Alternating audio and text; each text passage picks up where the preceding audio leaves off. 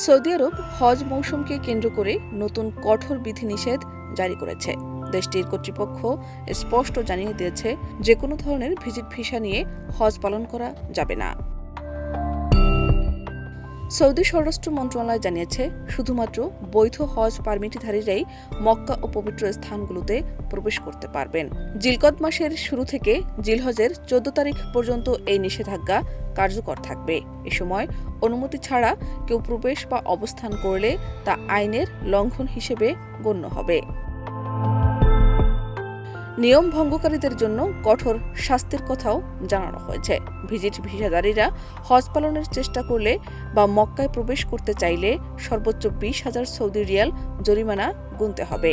অন্যদিকে অনুমতি ছাড়া হজ পালন করলে প্রবাসীদের গ্রেফতার করে নিজ দেশে পাঠানো হবে এবং তাদের 10 বছরের জন্য সৌদি আরবে প্রবেশে নিষেধাজ্ঞা দেওয়া হবে। এরই মধ্যে ওমরা যাত্রীদের দেশত্যাগের সময়সীমাও শেষ হয়েছে।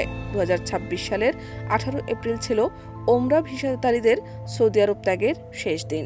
এরপর দেশে অবস্থান করলে তা আইন লঙ্ঘন হিসেবে বিবেচিত হবে। এক্ষেত্রে সংশ্লিষ্ট কোম্পানি বা সেবাদাতা প্রতিষ্ঠান সময়মতো তথ্য না দিলে তাদের সর্বোচ্চ 1 লাখ রিয়াল জরিমানা ও আইনি ব্যবস্থার মুখোমুখি হতে হবে। সৌদি কর্তৃপক্ষ জানিয়েছে, বিশ্বের অন্যতম বৃহৎ ধর্মীয় সমাবেশ হজকে নিরাপদ, সুশৃঙ্খল ও নির্বিঘ্ন রাখতে এই পদক্ষেপ নেওয়া হয়েছে।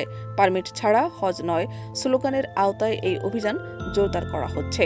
সাধারণ মানুষকে এসব নির্দেশনা মেনে চলার আহ্বান জানানো হয়েছে এবং কোনো অনিয়ম দেখলে সংশ্লিষ্ট কর্তৃপক্ষকে জানাতে বলা হয়েছে। মক্কা, মদিনা, রিয়াদ ও পূর্বাঞ্চলে জরুরি নম্বর 911 এবং অন্যান্য অঞ্চলে 999 নম্বরে যোগাযোগ করতে বলা হয়েছে। শাহনাজ পারভীন, দেশ রূপান্তর।